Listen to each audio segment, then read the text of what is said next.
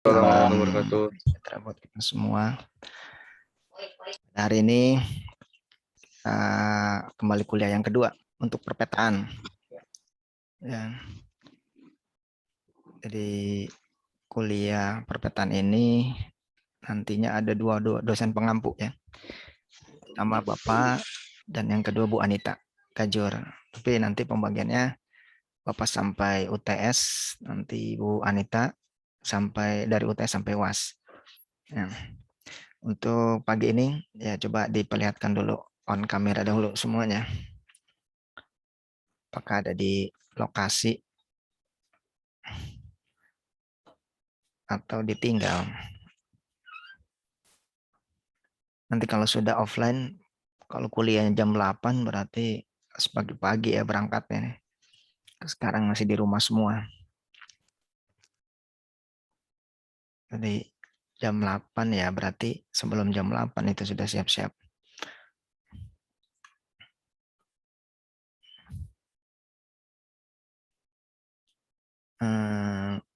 Natania sama Muhammad Alfa. Apa lagi di WC? Oke. Natania mana nih? Natania. Pak, izin. Natania lagi ke kamar mandi, Pak. Oh iya, Maaf. iya, oke. Ya, jadi apa? Kita untuk kuliah kedua ini ya kita masih teori-teori aja dulu ya. Nanti kalau sudah berapa kali baru ada tugas-tugas dan yang lainnya. Jadi biar tidak monoton dan tidak bosan juga. Gitu. Jadi sekarang kita tetap masih dengerin aja dulu teori-teori dahulu ya. Pada hari ini materinya adalah tentang kartografi, yaitu ilmu tentang perpetaan atau disebut juga dengan istilahnya itu lebih dikenal dengan kartografi. Nanti kita akan bahas lebih detailnya lagi. Seperti biasa materinya di GCR ya, dan juga ini rekamannya juga apa perkuliahannya direkam seperti itu. Baik, kita langsung saja. Atau ada yang perlu ditanyakan? Oke, nggak ada ya, cukup. Kita lanjut saja ke materinya. Kalau mau off kamera, silakan. Nanti di awal dan akhirnya saja bisa terlihat apa bahwa mahasiswanya ada di depan ini ruang kuliah. Ya baik ini ya.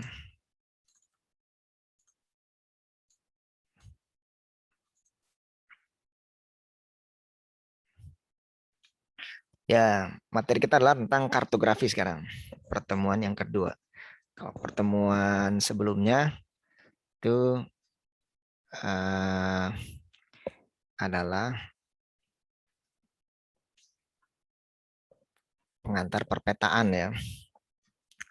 Pengantar perpetaan, dan sekarang materi kedua ini tentang kartografi. Nanti berikutnya lagi kan ada geodesi, geomatika, kemudian juga nanti ada GIS, remote sensing, GPS. Setelah itu udah UTS, pertemuan ke-8. Jadi sekitar 2 bulan udah selesai. Atau 7 pertemuan. Sekarang sudah 2, berarti 5 kali pertemuan lagi. Ya, jadi waktu berjalan sangat cepat. Yang dahulunya kalian masih SMU, sekarang sudah kuliah. Nanti belum terasa lagi sudah ada anak baru lagi, 2022. Baik, lanjut ya. Materi kita tentang kartografi. Nah, di sini ada pengertian, proses, terus kemudian juga apa namanya ada petanya. Sebentar. Nah,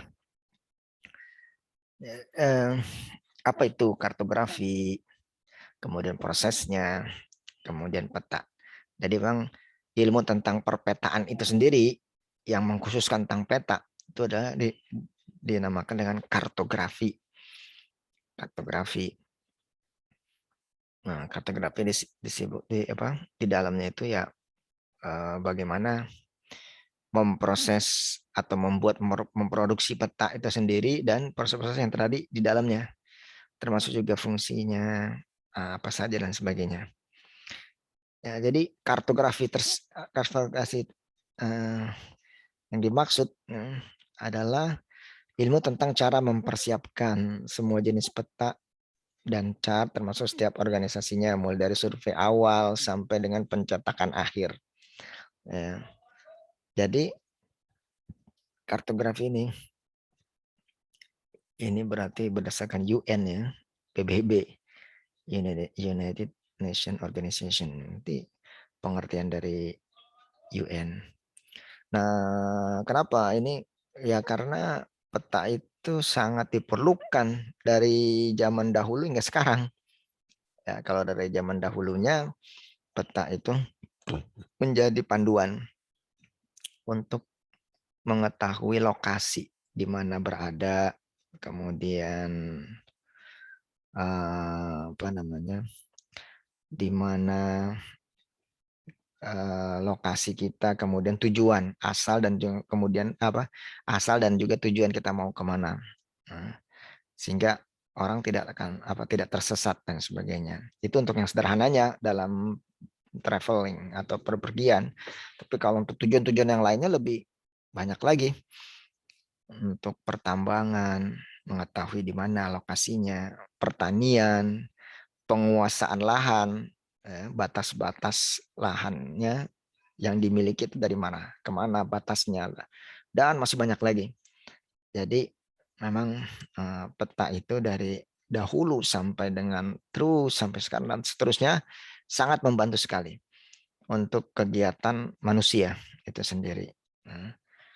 Bahkan sampai dengan tidak cuma di darat, terestrial, tapi juga di laut. Di laut, bahkan juga udara, ada peta udara ya. Navigasi udara, barangkali juga punya peta yang bisa agar pesawatnya tidak tabrakan. Bahkan lebih jauh lagi, ruang angkasa. Ya, tapi pemetaannya ya tidak seperti pemetaan yang di daratan ya. Ya, pemetaannya bagaimana antar planet ini, antara satu dengan yang lainnya, benar-benar di angkasa, di langit, termasuk matahari, dan ada lagi galaksi dan sebagainya. Jadi semuanya itu membantu menyederhanakan yang sebenarnya dan kemudian membantu manusia dalam beraktivitas. Nah, jadi dari zaman dahulu ya, dari abad ke-20, sebenarnya dari abad tidak 20 juga sebenarnya, dari zaman dahulu itu sangat dibutuhkan meskipun dari peta-peta yang hanya sederhana sekali itu. Dan ini kemudian saat ini sudah canggih, didukung oleh teknologi. Ya, jadi tidak manual lagi ditulis tangan. Ya, bahkan sangat akurat posisinya. Jadi kalau ingin menemukan alamat seseorang dengan sekarang transportasi dengan pemetaan itu, jadilah itu ojol, ojek online misalnya. Atau juga itu termasuk ada bisnisnya juga di situ. Kemudian juga bagaimana kita ya dalam mencari alamat menggunakan Google Maps, ya kan Maps itu kan peta. Kemudian juga, nah kekuatan di mana itu? Karena kekuatan di data. Karena datanya lengkap sampai dengan detail ya. Alamatnya itu, jalannya, rumahnya, bloknya, semuanya itu sehingga langsung ketemu ketika dicari alamatnya. Nah ini yang sangat membantu sekali. Kartografi sendiri ini dalam pengertian yang lain, dia tidak cuma pengetahuan tapi juga teknologi. Karena kalau pengetahuan berarti kan ilmu ya, kemudian kalau terapan teknologi itu terapan. Jadi membuat peta-peta dan lain sebagainya itu. ini yang berkembang saat ini. Bahkan ada bidang ilmu yang mengkhususkan di bidang ini, ya. Atau pengembangan-pengembangannya seperti geodesi, bagaimana bisa memetakan muka bumi ini, pengukuran muka bumi ini, geomatika, geo information, dan lain sebagainya. Nah, kemudian peta sendiri itu bisa dilihat dari tipenya, dari skalanya, dari chartnya, profilnya, bentuknya, kemudian globe, atlas, dan sebagainya. Nah, masih banyak lagi pengertian-pengertian yang lain. Jadi kata kunci dari kartografi itu, dari berbagai macam tadi definisi, yang pertama itu ya ada seninya, ada ilmu pengetahuannya, ada teknologinya, ada peta sebagai dokumen ilmiah. Kenapa ada seninya? Ya karena kalau dilihat itu menarik, enak dilihatnya peta itu dengan simbol-simbolnya, ya simbol-simbolnya. Kalau kan tidak kalau kita memetakan itu ya, memetakan wilayah yang memang itu sebenarnya. Nah, terkadang objek yang ada disebut hilang karena skala. Kalau skala dia hilang karena apa? Karena terlalu kecil. Misalnya kantor pemerintahan, ya kalau dalam skala 1:5.000 mungkin sudah hilang gitu, karena terlalu kecil, ya. Terkecil. Kemudian juga kantor polisi, terus dan berbagai yang kecil-kecil itu akan hilang. Nah, dengan adanya simbol, ya, simbol itu bisa menandakan bahwa di sini kantor pemerintahan, gubernur atau wali kota atau bupati, kemudian kantor dewan, itu dengan dikasih simbol ya, simbolnya mungkin gedung dan sebagainya, atau rumah ibadah, nah itu dikasih simbol. Kan kalau di dalam peta yang skala kecil itu udah hilang karena terlalu kecil. Nah, itu dikasih namanya itu generalisasi. Jadi dia sebenarnya udah hilang, sudah tidak ada. Tapi di ini diberikan simbol-simbol. Nah, simbol-simbol tersebut, kemudian warna juga. Ya, biasanya kalau warna juga dengan ilmu kartografi itu ada warna yang disepakati. Ya, kalau laut ya biru, air perairan biru. Kalau tumbuh-tumbuhan vegetasi hijau. Nah, apalagi kalau planologi juga mempunyai warna-warna yang baku juga. Permukiman itu kuning. Kemudian kalau perdagangan jasa itu merah, ya, atau ungu. Kemudian kalau kantor pemerintahan coklat. Kemudian industri, ada lagi, dan macam-macam RTH termasuk yang hijau, ya, dan lain sebagainya. Jadi itu kan sebuah seni, ada warna, simbol, dan sebagainya. Jadi kartografi itu gabungan dari seni, ilmu pengetahuan tentunya, kan membuat itu kan harus pakai ilmu dan juga harus dengan teknologi, ya. Dan juga di situ ada sebuah dokumen ilmiah. Jadi ketika sudah berbentuk peta, ya itu adalah sebuah dokumen ilmiah karena bisa dilakukan kajian-kajian di situ. Ya, baik yang peta dasarnya maupun peta tematiknya itu bisa dijadikan. Apalagi yang sekarang sedang mengerjakan TA atau seminar, sangat membutuhkan peta sebagai dokumen ilmiah. Ya, wilayah penelitiannya di mana, dan tema dan data-data yang lain yang bisa ditampilkan di peta. Jadi pembuatan proses kartografi ya kalau dibuat ya menjelimet, tapi sebenarnya kan kita sudah mendapatkan saja kalau yang saat ini sudah sebuah lembar peta ya dalam bentuk A0 atau A2 atau A1 gitu. Nah, itu sudah. Tapi kita tidak tahu proses pembuatannya. Wah, itu banyak proses-proses yang harus dilalui. Sehingga yang kita temui ini sebuah peta itu adalah hasil akhirnya saja. Padahal kita prosesnya itu sangat proses itu panjang dan membutuhkan biaya, membutuhkan waktu dan lain sebagainya. Teknologi di situ. Nah, selain peta ada juga citra. Citra itu imagery. Imagery citra itu yang nanti kalau kita nanti belajar ya tentang remote sensing. Jadi satelit yang bisa merekam dan mengambil gambar. Nah, itu hasilnya itu citra. Nah, citra itu dia hanya gambaran ini, rona, warna dan rona. Warnanya dan rona, dia ronanya itu apa? Bentuknya apa, karakteristiknya apa. Sampai dengan warnanya. Jadi kalau kebanyakan kalau zaman dahulu ya, kebanyakan rumah penduduk itu kan pakai genteng, yang genteng tanah liat. Nah, jadi kalau diambil, diakuisisi datanya atau di capture atau diambil dilakukan pemotretan atau diambil ininya gambarnya dari citra dari satelit, maka itu dia warnanya coklat. Nah, jadi kalau coklat-coklat ini apa ya? Coklat-coklat. Nah, identifikasi itu kita. Oh, ini coklat ini adalah rumah gitu. Karena dia genteng-genteng. Tapi kalau sekarang kebanyakan sudah bukan genteng, ya itu identifikasinya dirubah lagi. Kebanyakan apa di atasnya itu, atapnya.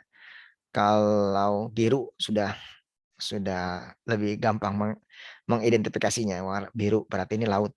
Kalau agak besaran tapi di tengah-tengah ini danau. Kemudian yang berkelok-kelok ini sungai.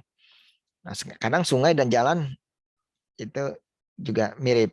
Tapi kalau sungai belok-beloknya sudah bisa terlihat alami ya. Tapi kalau jalan ya terlihat juga dia akan lurus ya.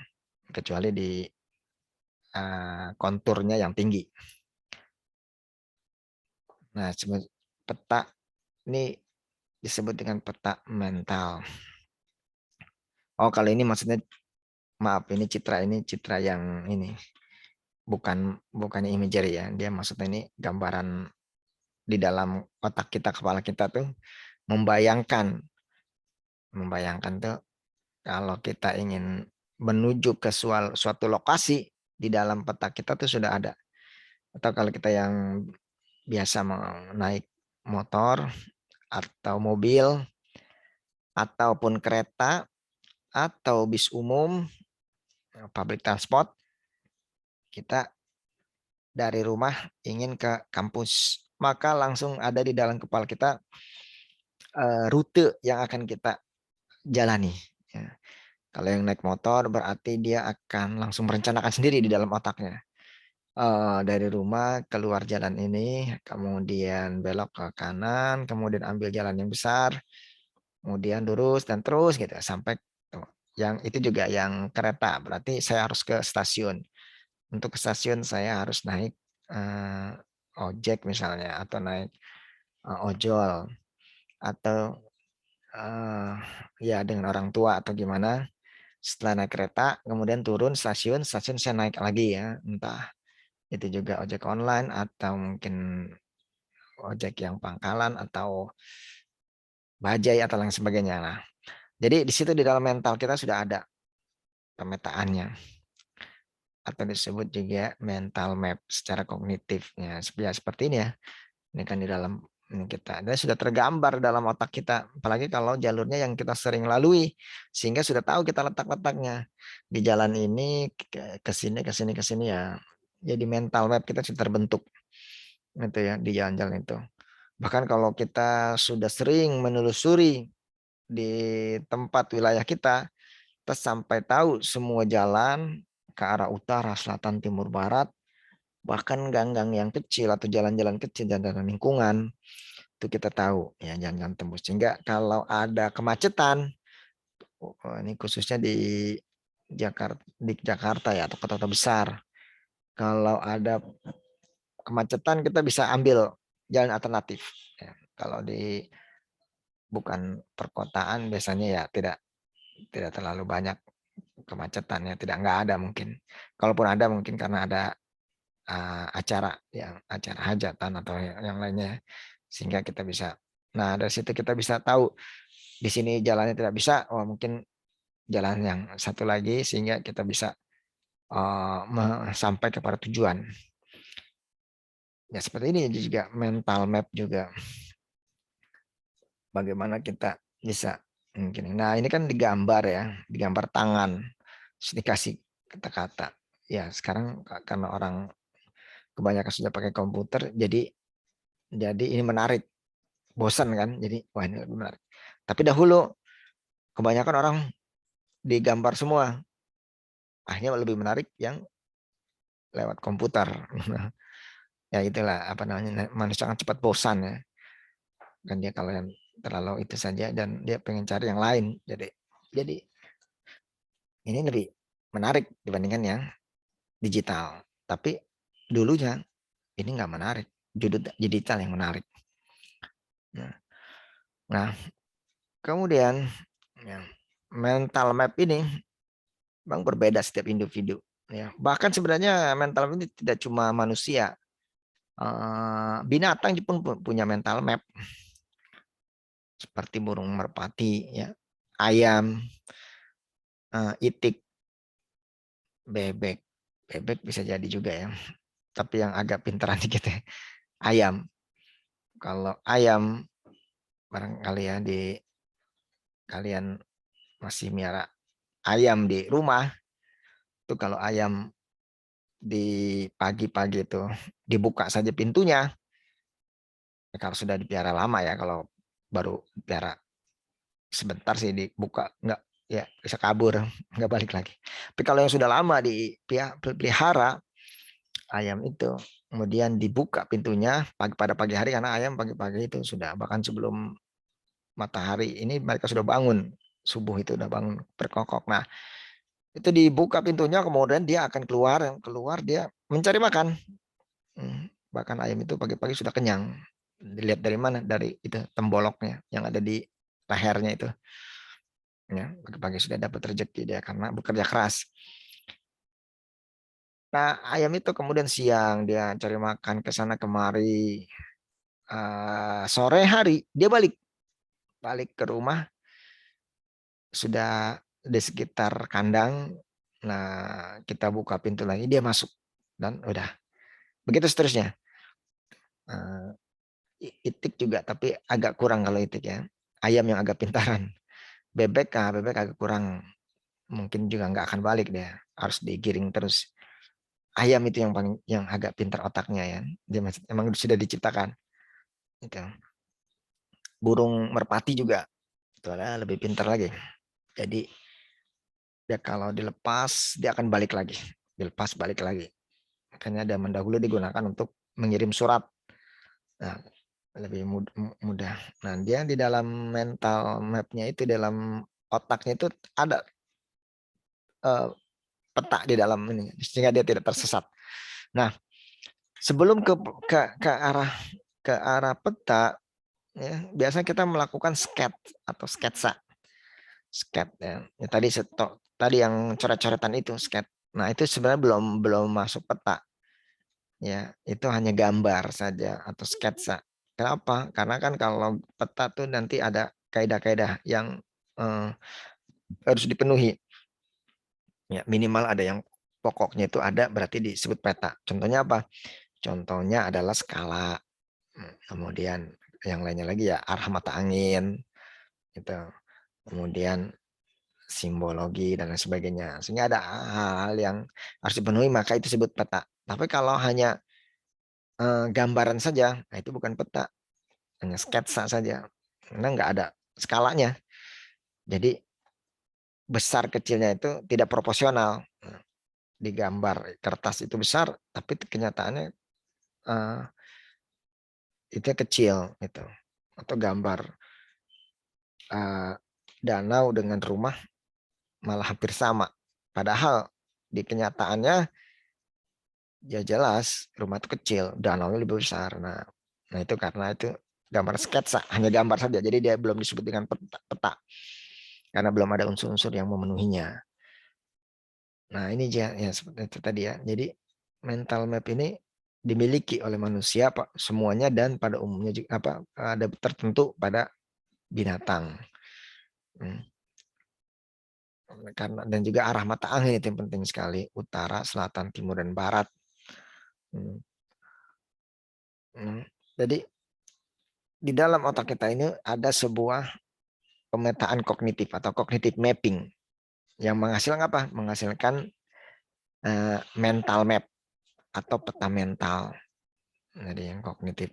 Ini sudah pemberian dari Allah, dari Tuhan. Jadi sudah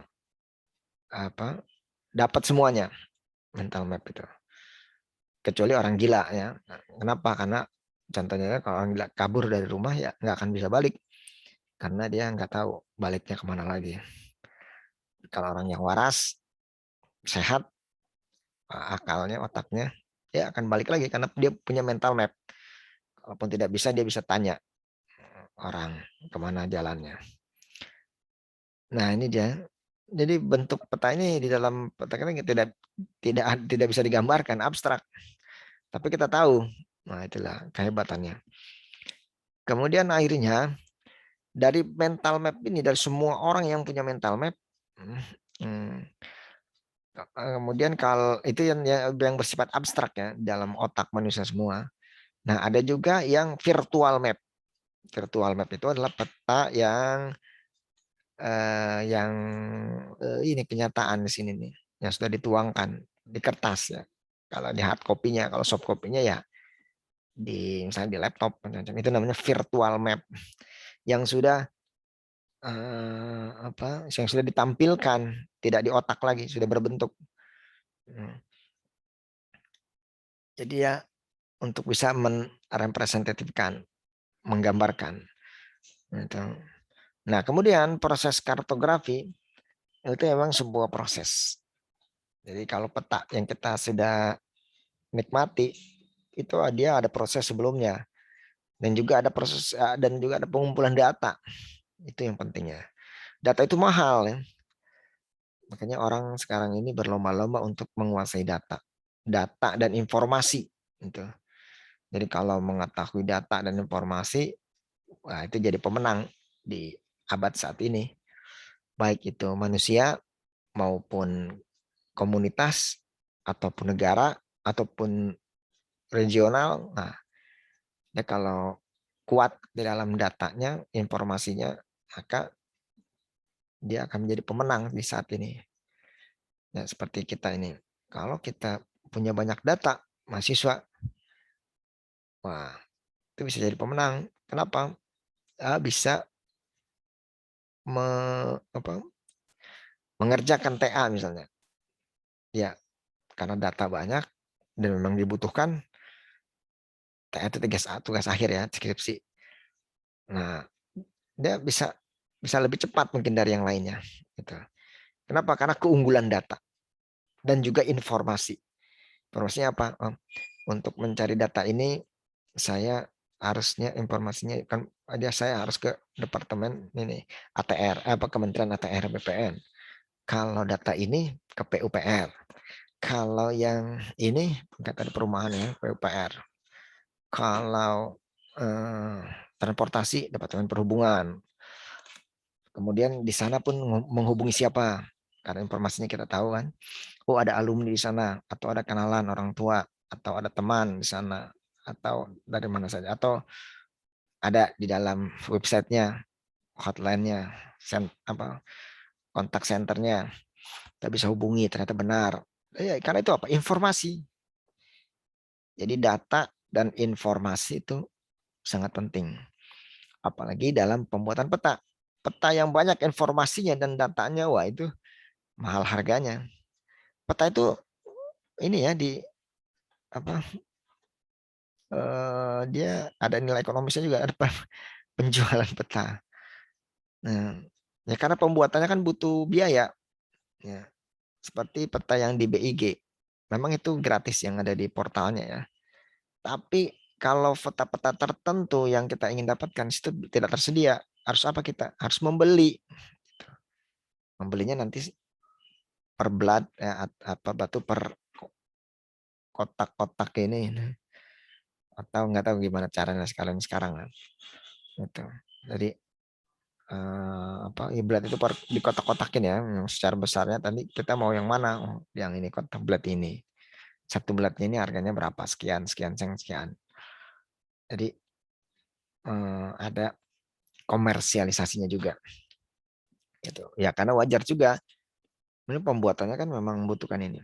Tapi kalau untuk peta-peta dasarnya disediakan karena itu amanat dalam undang-undang melalui BIG, Badan Informasi Geografis, dan itu dia mengeluarkan yang berhak mengeluarkan peta-peta dasar.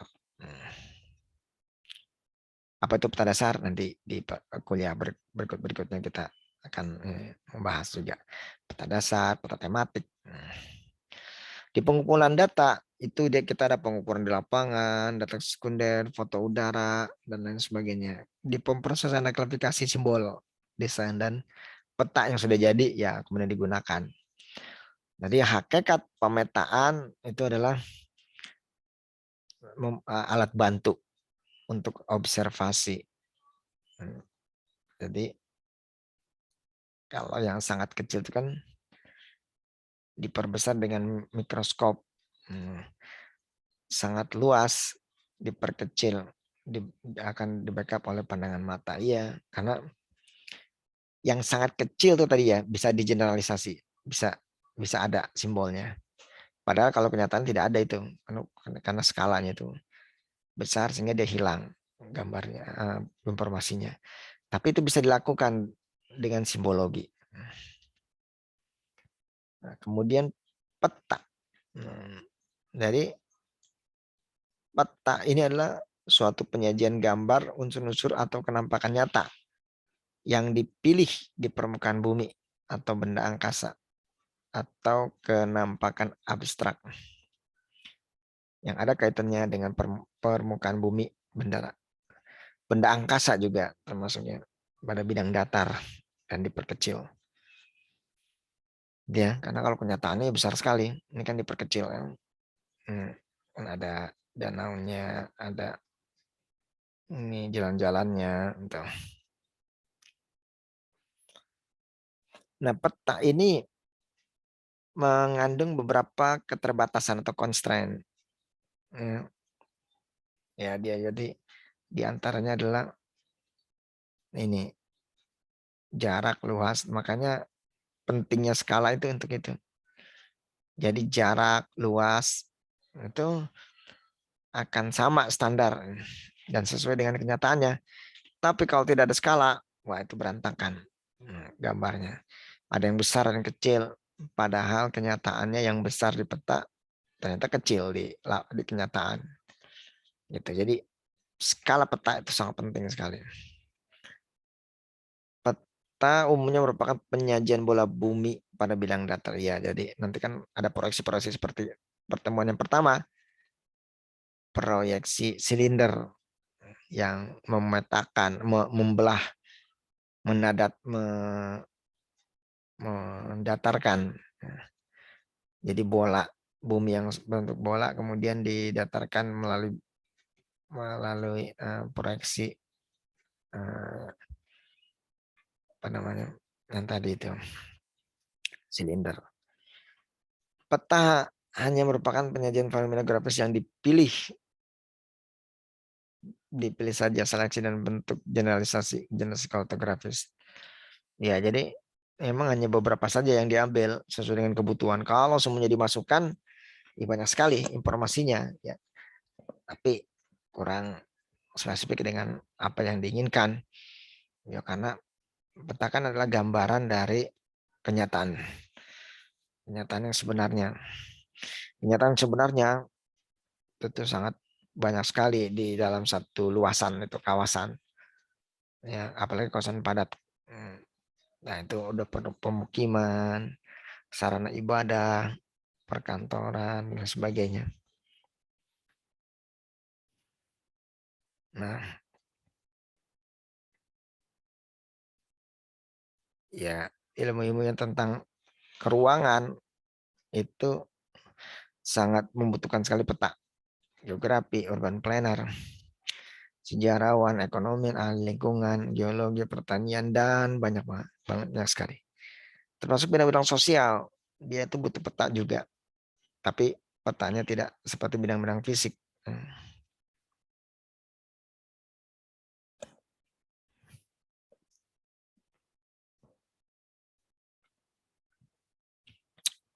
Nah, atau sampai sini ada pertanyaan?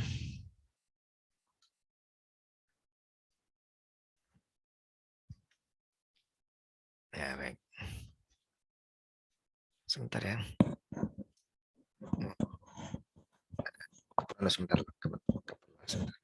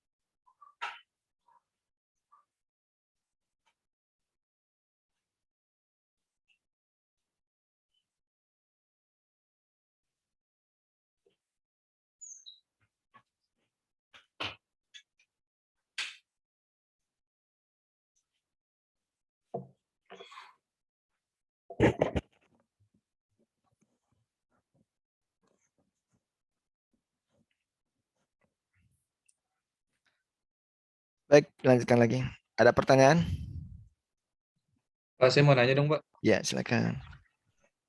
Ini kan yang tadi slide sebelum ini tuh, Pak, ada eh, apa namanya pernyataan yang bilang peta hanya merupakan penyajian fenomena geografis yang dipilih saja dan bentuknya generalisasi.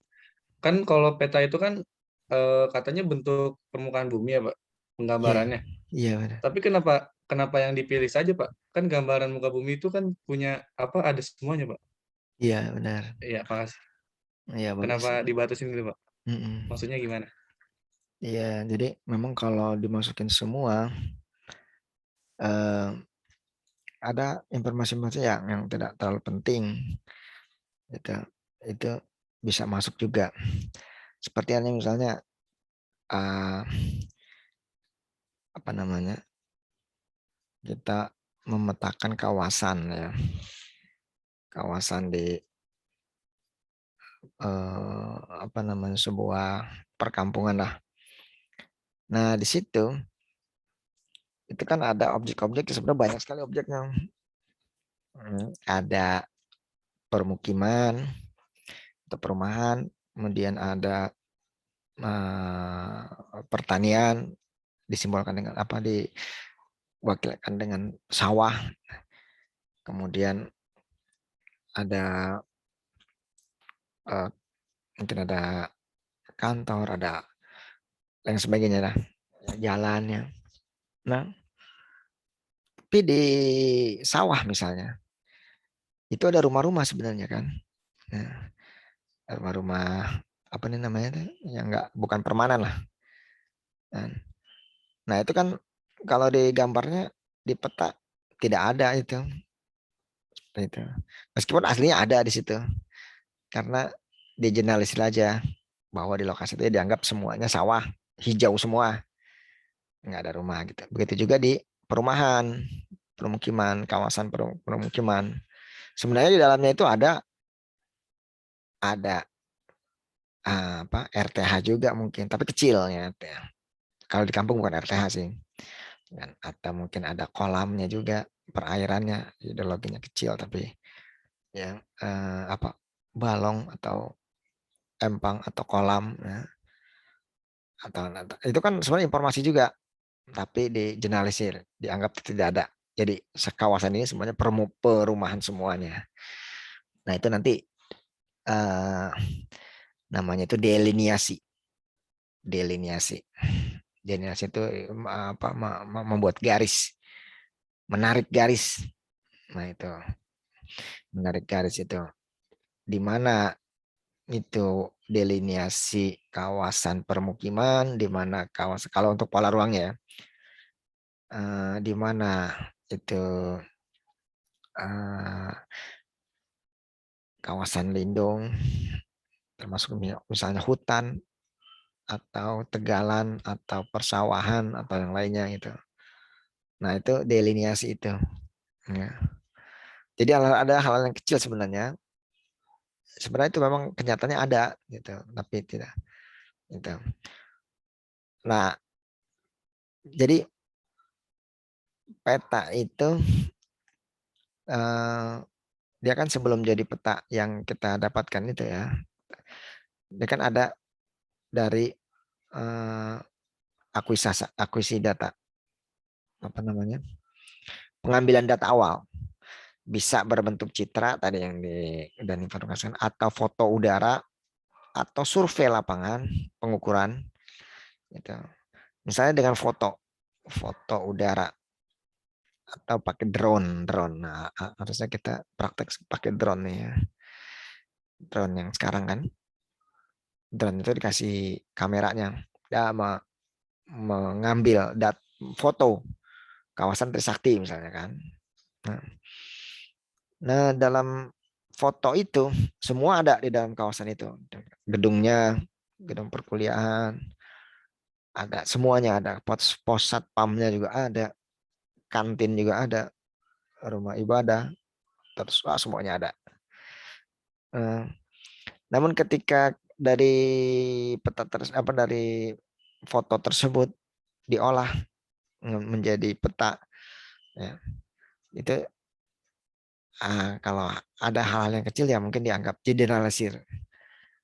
Ya masuk kawasan apa gitu kan. Kalau dia gedung perkantoran terus ada kecil sebenarnya di situ ada gudang atau apa ya dianggap gedung perkantoran karena kita ingin lakukan simbolisasi, simbolnya apa itu warnanya. Jadi kurang lebih seperti jadi yang hal-hal tertentu yang diambil tapi sebenarnya bukan menghilangkan juga kalau memang informasinya dibutuhkan ya itu tetap ada. Itu tetap diadakan gitu kayak ini jawabannya. Iya Pak, makasih Pak. Iya. Ada lagi? Baik, kalau nggak ada kita lanjutkan lagi ya. Jadi peta ini yang penting lagi adalah sebagai sebagai planner itu adalah melakukan analisis. Jadi setelah peta didapatkan, memang kebanyakan kita planner ini sudah dapat sudah tinggal menikmati hasilnya saja karena peta itu sudah dibuatkan oleh mereka, oleh geodesi, orang-orang geodesi atau GIS atau orang bahkan geografi dan sebagainya ya. Dia sudah membuatkan peta. Jadi kita tinggal menggunakan. Nah, dalam penggunaan peta tersebutlah kita diuji dalam analisis, terutama analisis keuangan ini oleh para planner ini. Menganalisis kependudukannya, kemudian juga sistem sosialnya, kemudian lingkungan fisiknya, atau sarana prasarananya, atau potensi airnya, potensi darahnya, atau yang negatifnya, polusinya, baik polusi air, udara, ataupun tanah. Itu. Jadi analisis ini adalah kemampuannya untuk ini menyimpulkan apa yang bisa diambil atau sehingga bisa ada kebijakan policy dari peta tersebut. Nah, fungsi peta itu ada sebagai alat untuk navigasi. Navigasi ini paling sederhana sekali untuk mengetahui agar tidak tersesat. Penyimpanan informasi, ya, informasi, terutama informasi-informasi tentang batas wilayah dan sebagainya. Itu kan sebuah informasi, ya, dan kemudian disimpan. Kemudian acuan, ya, penggunaan lahan yang penting juga nih, geologi, topografi dan sebagainya. Bersifat peta-peta tematik. Kemudian juga penekanannya terhadap suatu topik, daerah rawan banjir, rawan peta, rawan banjir, rawan longsor, peta penggunaan jalan. Nah, fungsi peta untuk perencanaan diantaranya adalah ini untuk karakteristik, menjadi informasi pokok dalam karakteristik suatu daerah. Kita bisa mengetahui dari peta tersebut. Kemudian juga kita juga bisa merencanakan dari peta yang ada. Kita bisa melakukan perencanaan di kawasan tersebut. Apakah direncanakan untuk industri, untuk pariwisata, pertanian, atau kota baru, atau permukiman, perumahan, transportasi, dan lain sebagainya. Itu atau penjelasannya. Jadi dari sini peta itu bisa digunakan untuk bermacam-macam perencanaan. Ini juga untuk melakukan survei. Ini juga digunakan peta. Digunakan juga untuk penelitian masukan data, ya. Analisa yang tadi ya, penting. Kemudian peta-peta ini ada beberapa klasifikasi atau pengelompokan. Ada yang berdasarkan fungsinya, ada skalanya. Nah, jadi ini ada yang skala. Skala itu ada peta sangat besar, 1:10.000. 10.000 itu besar, ya, tapi itu memang besar. Termasuk 1:5.000, bahkan 1:100. Nah, itu skala besar itu. Ini terbalik pembacaannya. Kalau ininya angkanya besar, itu jadi kecil. Kalau ininya kecil jadi besar. 10.000 itu besar. Kalau yang kecil tuh nanti 100.000, 1 juta itu. Nah, ini 1 juta sudah sedang. Yang kecil. Ini udah yang ukuran Indonesia masuk semua. Indonesia kan 1:1 juta. Jadi dalam kertas yang itu masuk semua ininya Indonesia itu dari Sabang sampai Merauke-nya. Kalau 1:1 juta, tapi kalau 1:10.000, wah, itu kertasnya udah besar sekali. Harus dipotong-potong itu. Maksudnya harus dikotak-kotak lagi. Nggak muat di dalam itu. Nah, dengan 1:1 juta masuk semua. Gitu. Kemudian ada juga peta berdasarkan masukan tujuan, ya, tadi peta untuk pendidikan dan pariwisata dan sebagainya. Nah, ada 3 unsur peta atau 3 kelompok. Maksudnya isi peta. Ada peta rupa bumi atau topografi, peta tematik, dan peta khusus. Ada peta-peta navigasi. Peta topografi, peta topografi itu dia menggambarkan permukaan bumi dengan teliti, bahkan sampai ketinggian-ketinggiannya. Peta kontur itu namanya. Nah, peta yang ini adalah peta-peta yang dari topografi itu, ya, bentang alam, ya. Tematik, ya, tema-tema tertentu sesuai dengan temanya. Nah, kemudian peta navigasi baik di jalan, udara, aeronautikal, batimetri di laut. Dan si nautical chart sama untuk roadmap itu bagaimana berisi tentang jalan, highway dan sebagainya, topografi itu baru dengan kontur. Ada juga climate maps, peta iklim. Nah ini ada jenis peta-peta tematik dan masih banyak lagi karena berdasarkan tema ya. Ada ekonomi, fisikal. Contohnya ini ya, ini ada ini di mana yang tropikal basah, hijau-hijau biasanya di tengah ini karena banyak hujan di sini. Indonesia ini beruntung sekali, subur Indonesia nih. Kenapa? Karena dia di sini di tengah-tengah. Secara umum ya, kalau udah ke sini kan dia mulai kurang. Tapi yang dekat di tengah-tengah sini ini kan hujan terus sepanjang tahun. Bukan sepanjang tahun, 6 bulan sekali.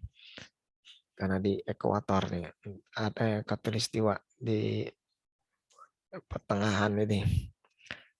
Makanya disebut dia Pak hijau. Kemudian di sini juga di Afrika ini juga sama dan di Amerika ini juga sama, satu garis nih.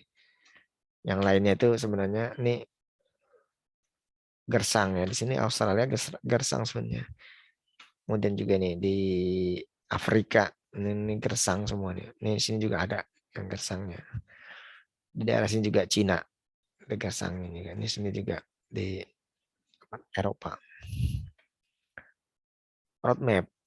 Nah, contohnya kalau roadmap peta jalan. Ini kalau jalannya saja. Kalau ini dengan administrasi. Tapi ini ditambah lagi dengan blok-bloknya, blok dan super bloknya. Wah, udah ditambah di overlay dengan jalan. Nah, ini juga. Nah, kemudian cara pembuatan peta. Kalau dahulu pakai plotter, tapi sekarang sudah ini. Nah, ini media peta digital sekarang nih sudah digital, sudah menggunakan teknologi. Jadi berdasarkan layer-layer nih, layer customer, layer building, bangunan, layer jalan, ini kenyataannya. Jadi ini bisa dipisahkan, ambil satu-satu, ataupun digabungkan bisa. Dipisahkan apa? Diambil jalannya saja, ini bisa. Kemudian diambil bangunan saja, bisa letakkan di mana di bangunan saja. Diambil customernya saja. Jadi ini yang banyak tuh di mana customernya tinggalnya. Di sini bisa dengan kemampuan teknologi. Kemudian di sini ada, nah ini tadi kalau di apa spiritnya jadi dipisahkan layarnya ini bisa. Ini dipisahkan ini saja. Batas kotanya saja bisa. Jalannya saja bisa. Hidrologinya saja bisa. County boundary-nya saja bisa. Terus digabung ya seperti ini kalau digabung semuanya. Itu nanti dipelajari di apa namanya? Di Applikom atau di di GIS. Ada pertanyaan?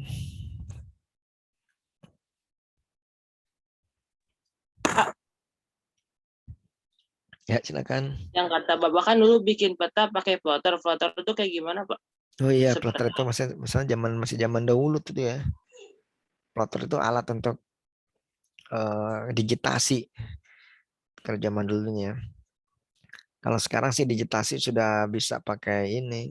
Nah, ini nih plotter nih kayak gini. Tapi ada alatnya lagi. Plotter itu zaman dahulu sekali tuh. Kalau sekarang kenapa pakai alat ini? Jadi karena petanya dulu ini masih offline semua, masih hard copy. Ya memang dia di print nih udah jadi. Tapi kita tapi data ini soft copy-nya nggak ada, hanya hard copy-nya saja nih kan. Jadi mau nggak mau kita harus memasukkan ini ke dalam komputer kita. Bagaimana caranya? Ya ini dengan plotter. Jadi ini diklik atau ditempelkan atau dibuat garis-garis itu delineasi dari sini dari alat ini. nanti dia akan terbaca ke komputernya. Gitu. Setelah itu baru diolah lagi. Tapi kalau sekarang karena soft copy sudah beredar, jadi kalau kita ingin ini kan misalnya peta apa ini, peta Jakarta Barat misalnya kan, satu blat ini. Ternyata kita sudah punya peta Jakarta Barat. Administrasinya, per kecamatan, kelurahan, bahkan RW, RT ada. Kemudian juga peta-peta yang lainnya. Bahkan transportasinya sudah ada. Kemudian pola ruangnya juga sudah ada. Dan sebagainya. Jadi kalau sekarang lebih dimudahkan. Gitu. Meskipun nama itu kan plotter itu dia apa namanya, pengolahan datanya. Jadi data di lapangan kemudian diolah agar bisa menjadi file data ya.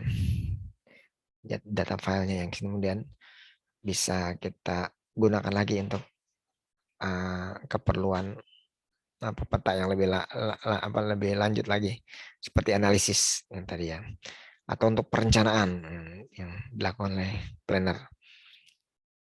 Seperti itu. Berarti kalau dulu tuh lebih ribet ya, Pak? Iya, ribet.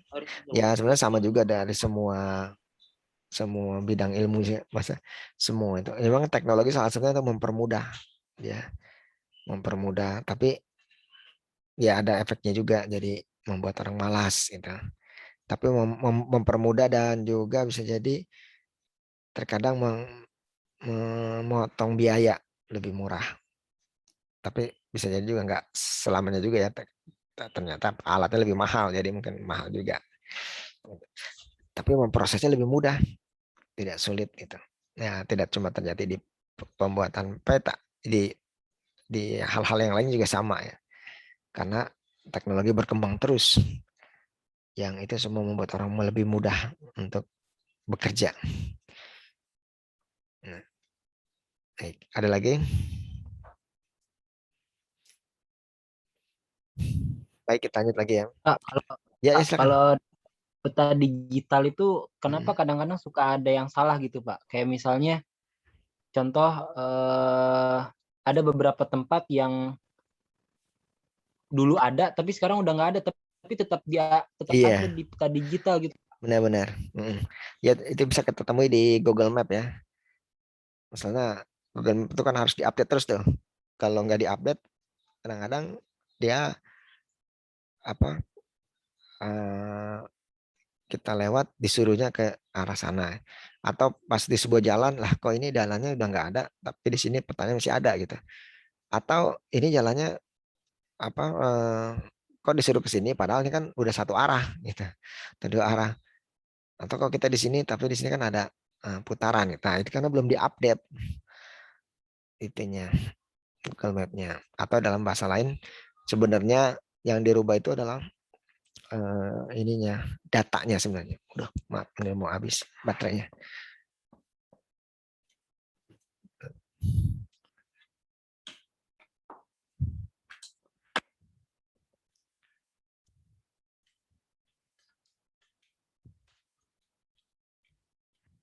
Makanya sekarang kekuatannya itu ya kekuatan di data itu, makanya tuh. Kalau Google Maps kenapa dia banyak digunakan dan juga akurat ya? Karena dia memperbarui data terus. Nah, dari mana datanya? Ya itu kecanggihan teknologi mereka. Jadi misalnya sebagai contoh untuk macet ya, macet misalnya. Kenapa kita tahu ketika sedang jalan menggunakan Google Map itu, kemudian di depan ini jalurnya merah sampai panjang itu. Nah, kok dia tahu di situ ada merah? Setelah kita lewat situ, ternyata memang benar, macet benar. Kok benar ya ini? Ya, ya karena dia mengambil datanya itu dari ponsel-ponsel atau orang yang mengaktifkan GPS atau yang ininya dari orang yang ada di jalan itu yang sedang macet gitu. Dia kan kirim data ke atas kan, ke pusatnya, senternya, kemudian dari center itu dipetakan lah di ini. Tapi itu sudah otomatis ya, teknologi, nggak manual udah ini ya, dengan teknologi. Jadi dari data real time yang memang kenyataan saat itu, sehingga kita tahu di sini macet, oh merah ya. Nah, kemudian kita emang membuktikan ya, wah benar nggak di sini merah? Benar memang dia macet. Meskipun kadang-kadang ya macetnya sebentar saja, atau lampu merah, atau mungkin ada pasar, kawasan pasar dan sebagainya. Setelah itu lancar lagi. Tapi memang benar ya. Kenapa itu ya? Karena dia ambil data dari orang yang ada di situ pada saat itu.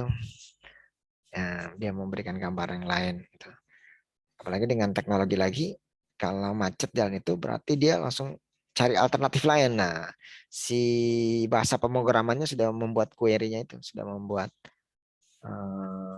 apa namanya itu, algoritmanya gitu, atau membuat ini. Jadi dia bahasa kalau dia lancar seperti ini, tapi kalau tidak lancar bagaimana? Jadi sudah dibuat ininya, bahasa komputasinya, sehingga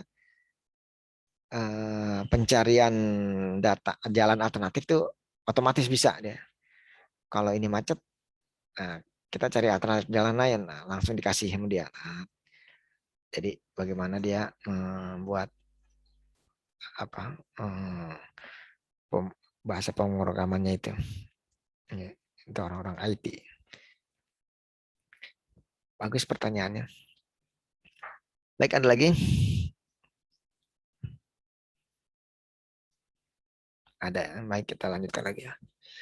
Kita lanjutkan hakikat peta. Ya.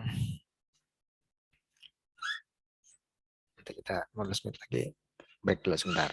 Nah, jadi peta itu ada sebagai alat peraga, penyampaian ide.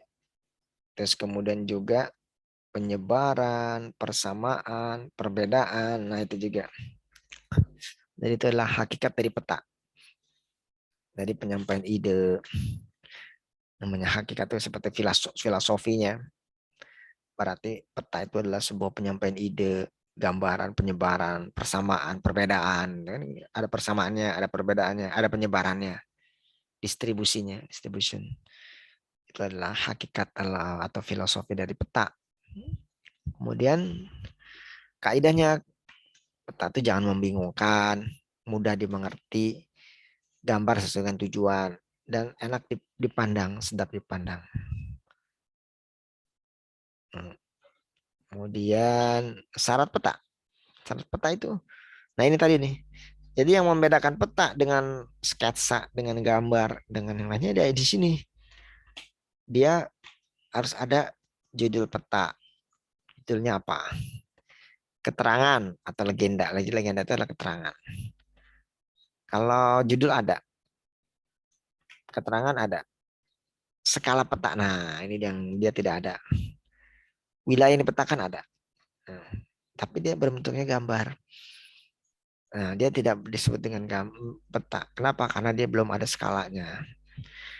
Skala sangat penting karena dia proporsi atau perbandingan antara wilayah kenyataannya dengan yang digambar. Gitu. Kemudian hal-hal penting yang perlu, warna, simbol, proyeksi itu juga yang ada juga.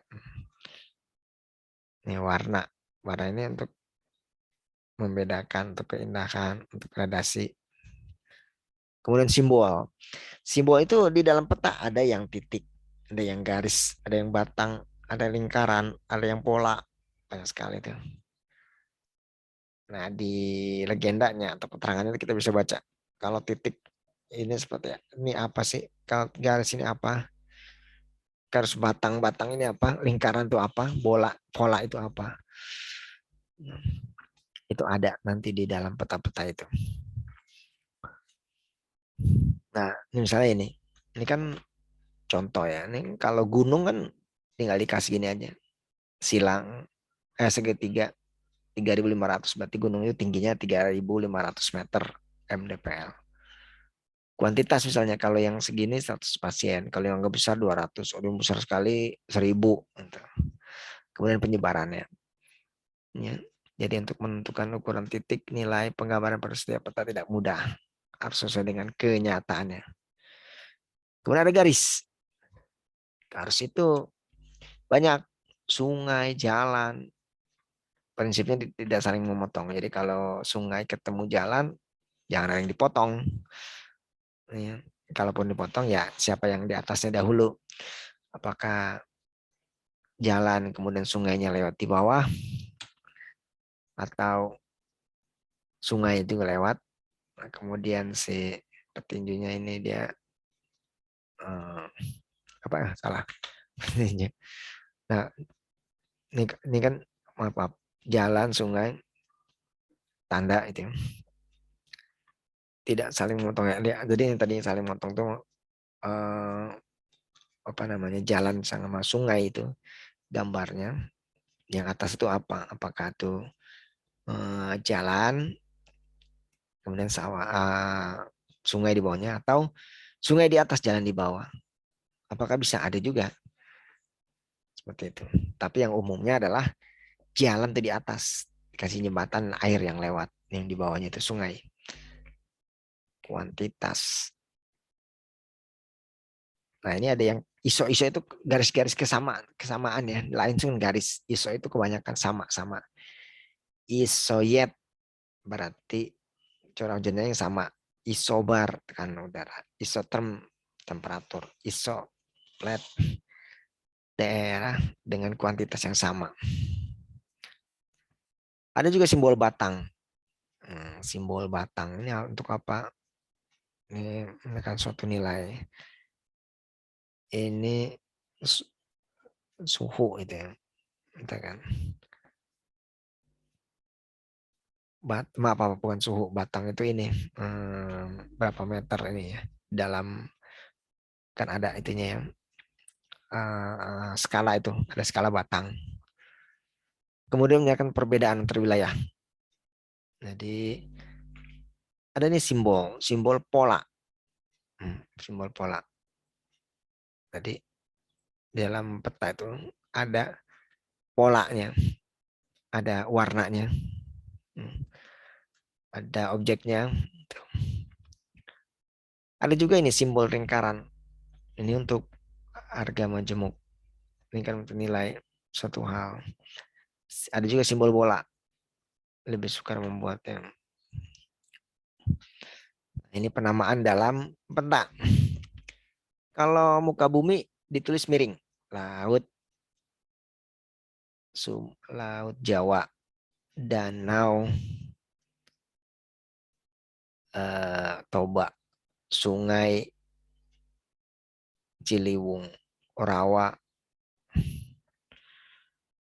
bebek, teluk apa. Jadi miring. Pemberian nama lainnya dibuat tegak. Kalau ini Gunung Salak, Jalan Imam Bonjol. Jadi ininya dibuat tegak, tidak miring seperti di atas. Nama daerah harus tetap dibuat. Nah ini Cisadane, jenisnya berang air komering, wais putih dan macam-macamnya. Mana? Simbol, warna dan simbol, yang simbol untuk unsur bangunan dan air, simbol warna biru perairan, coklat garis tinggi. Ya.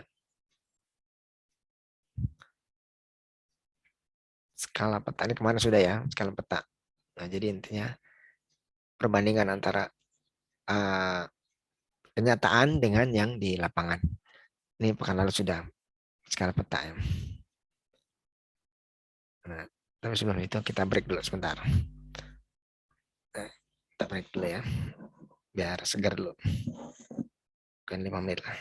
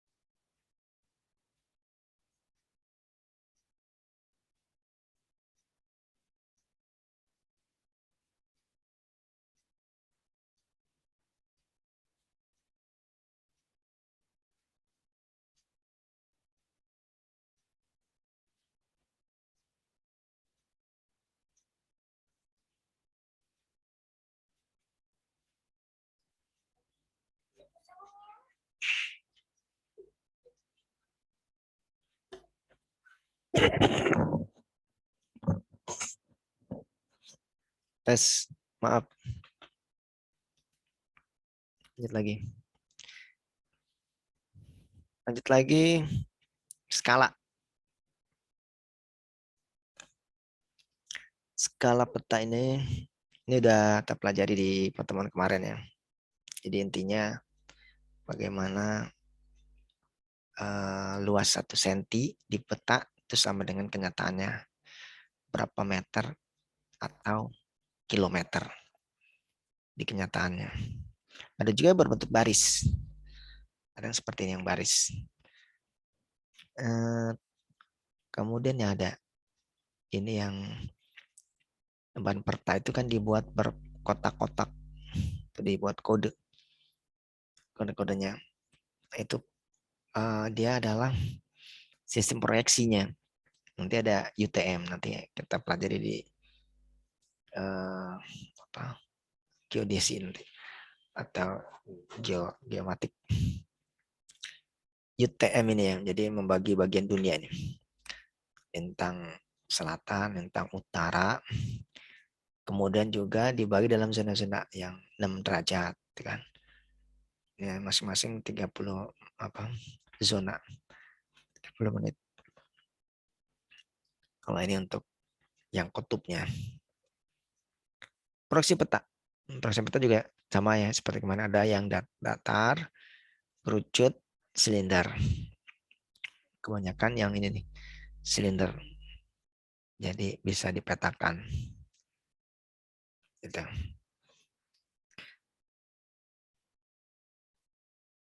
Baik.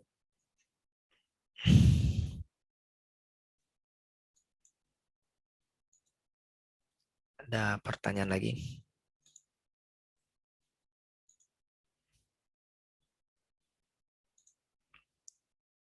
Bapak, saya mau nanya. Ya. Silakan. Kenapa utara itu jadi acuan atas untuk peta gitu, Pak? Oh ya. Ya, karena yang peta itu kan mengikuti dari kenyataannya. Dari kenyataan sebenarnya itu.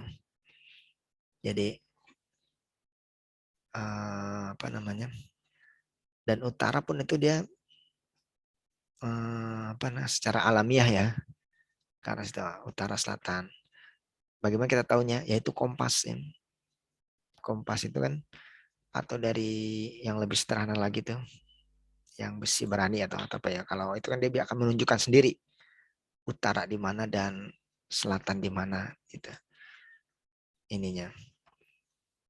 Nah, jadi peta karena dia adalah membuat ininya, membuat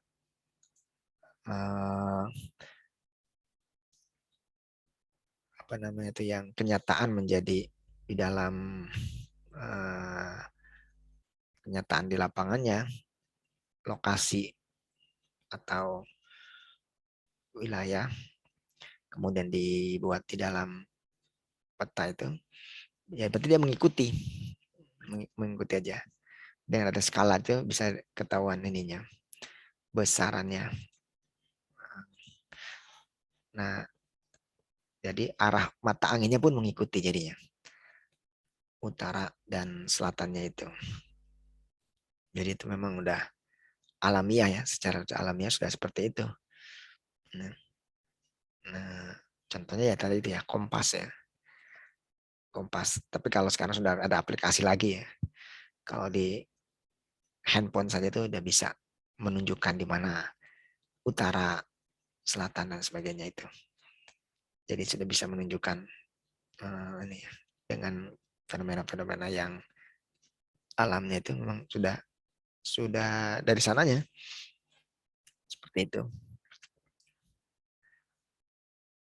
Jadi itu kayak ngikutin arah kutub magnetnya gitu juga ya, Pak? Iya, itu. Jadi Oke, baik.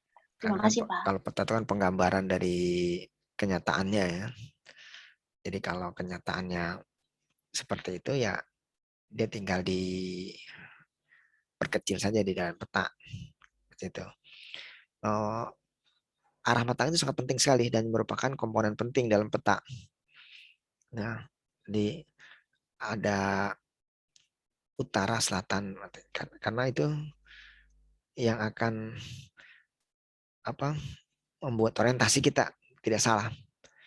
Ya kalau daerahnya kita sudah ketahui itu lebih mudah kita langsung kita bisa mengikuti ya di mana inilah. Tapi kalau di sebuah wilayah yang kita belum pernah atau tidak tahu gitu, nah, kalau tidak ada utara selatannya itu ketika kita gunakan di lapangannya, nah itu sangat membantu sekali. Gitu. Kalau tidak ada utara dan selatannya, kita putar-putar itu peta tuh. Ini ke kanan tuh ke kiri atau kemana ini?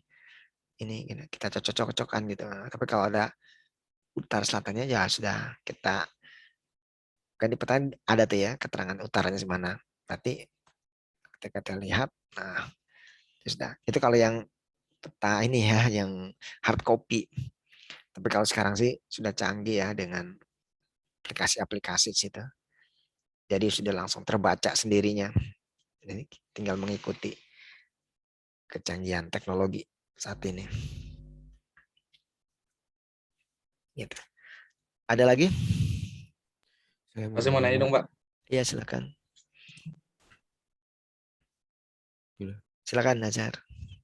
Oh ya, kan kalau kita bikin, misal kita planner bikin peta kecamatan misal, itu tuh harus ada kayak dikasih ke lembaga tertentu dulu nggak sih Pak buat Oh iya. misal ya ini bener gitu, atau Iya, di benar. administrasi tertentu ada nggak Pak? Ada itu ya, jadi harus semua peta itu yang mempunyai hak mengeluarkan peta-peta dasarnya itu adalah BIG, Badan Informasi Spasial. Itu yang utama, yang dasar-dasarnya. Terus kemudian nanti mengikuti dengan kementerian atau instansi. Kalau hubungannya dengan batas wilayah dan sebagainya berarti dia ke dalam negeri ataupun dia bisa juga ke ATR BPN. Jadi pengecekan apalagi nanti hubungannya itu dengan batas wilayah itu ya. Jangankan yang kota, desa saja itu juga harus divalidasi. Ada itu peta namanya batas desa. Itu. Karena antar desa itu bisa ada konflik gitu. Terutama wilayah-wilayah adat gitu kan, antar desa. Nah, biasanya kan kalau batasnya itu biasanya pakai simbol-simbol alam ya. Sungai atau pohon besar atau gunung. Nah, ini sebagai batas desanya.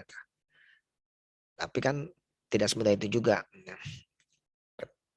Mungkin pada saat itu di orang tuanya menyepakati, tapi ketika perubahan zaman ternyata sudah generasi berikutnya, generasi yang lebih muda dan mungkin sudah tidak tahu ini batas-batasnya antar desanya, antar ininya. Nah, sehingga pentingnya batas desa itu, untuk mengetahui di mana wilayahnya mereka, itu wilayah adatnya dan sebagainya. Jangankan desa ya, batas kepemilikan pribadi ya, properti pribadi itu juga penting sekali ya. Kalau itu sudah wilayahnya BPN, pertanahan itu peta yang paling detail sekali itu, peta pertanahan. Ya karena luas wilayahnya kan sangat kecil ya, misalnya 100 meter, 200 meter luas ya, wilayahnya, luas lahannya.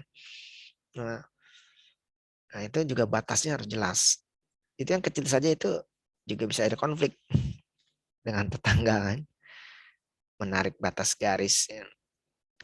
Kalau di permukiman kalau di perumahan kompleks ya, itu mungkin sudah jelas dari awal ya, karena ketika developer membangun dia sudah kasih batas-batas ya wilayah tanahnya. Tapi kalau yang di perkampungan yang itu terjadi pemukimannya secara alamiah ya, tadinya Tidak ada, kemudian ada rumah 1, 2 terus dan tidak teratur rumahnya itu. Jalannya juga tidak teratur semuanya. Nah, itu terkadang batasnya itu jadi sensitif ya, ketika menarik garis. Oh, ini punya saya di sini, ini punya kamu di sini karena apa? Itu kan uang itu ininya. Di 1 meter itu sudah berapa? Apalagi kalau di perkotaan. Ya, 1 meter itu sudah 3 juta, bahkan kalau di Jakarta itu udah mahal sekali, 10 juta, di atas 20 juta mungkin 1 meternya, sehingga itu diperebutkan, bahkan jadi konflik. Nah, ini butuhnya ada itu lembaga yang memvalidasi. Ya, bermacam-macam itu, tergantung instansinya. Kalau hutan, ya Departemen Perhutanan, dia yang bisa menentukan batas-batas mana hutan lindungnya, mana hutan produksinya, yang ini milik siapa. Gitu. Pertanian juga. Nah, tapi kalau untuk ya dasarnya, peta dasar itu dari BIG. Nanti kalau tematiknya macam-macam. Jadi kami semuanya mengacu pada BIG, peta dasarnya. Kalau peta tematiknya kan berdasarkan institusi masing-masing. Itu yang ini. Jadi peta itu juga bisa menjadi alat untuk mencegah konflik. Kalau tidak ada peta, saling mengklaim, bisa ada konflik. Tidak ada yang tadi ya, kalau kecil sekali itu kan keluarga, yang besar apa antar negara. Nah, itu juga itu banyak sekali sengketa antar perbatasan. Nah, itu bisa perang, banyak sekali ya itu antar negara. Ya, Indonesia juga itu dengan Malaysia, dengan apa Papua Nugini, dengan macam-macam itu kan, atau yang sampai konflik yang di Eropa ya ada juga kan, kemudian juga di Afrika, Asia juga itu. Jadi apa, oleh karena itu pentingnya ya peta itu. Tapi kalau sudah tingkatan internasional ya dia harus penengahnya itu lembaga internasional juga yang menentukan ini garis ini punya siapa, ini punya siapa gitu. Ininya. Baik, ada lagi?